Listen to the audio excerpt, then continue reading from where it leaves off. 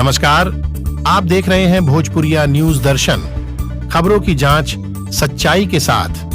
क्या है आज की ताजा खबर, जानिए विस्तार से। खबर है रोहतास जिले से।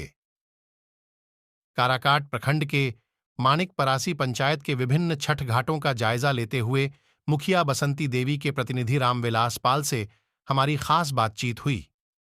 उन्होंने सबसे पहले छठ महापर्व की शुभकामनाएं दी और इस छठ महापर्व में सभी लोगों के सहयोग की अपेक्षा की तथा सबसे पवित्रता और साफ सफाई की अपील की।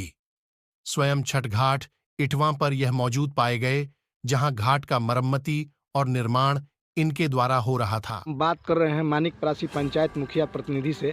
सर, जानेंगे आप लोगों के माध्यम से अभी छठ घाट का कहाँ कहाँ मरम्मती चल रहा है? ग्राम इटवा में हुआ है और ग्राम लोरीबान में हुआ है। 2 जगह हो चुका है, तीसरा वहाँ मानिक परासी में नहर पर होगा।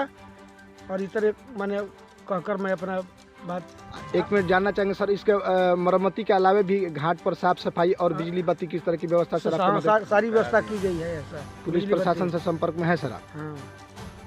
महिलाओं के लिए कपड़ा बदलने का भी कुछ अस्थायी व्यवस्था इस तरह का? ठीक करके घेरंदा बना कर रखेंगे कि किसी बेटी बहन का तन का सीजना नहीं मतलब पड़े। एक और सवाल, जो पानी में सर खतरे की बात आती है, बैरिकेडिंग बांस वगैरह की व्यवस्था लगाने का योजना है?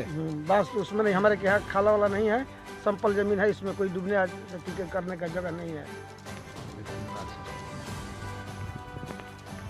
गाँव में बड़ा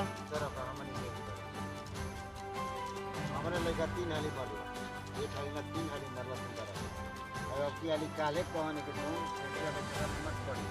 आज ये गाड़ी हवा चला 3 हाली मान ले तब वो गांड फटो देगा और गांड बात हो गांड फटो ये मत करा थे ना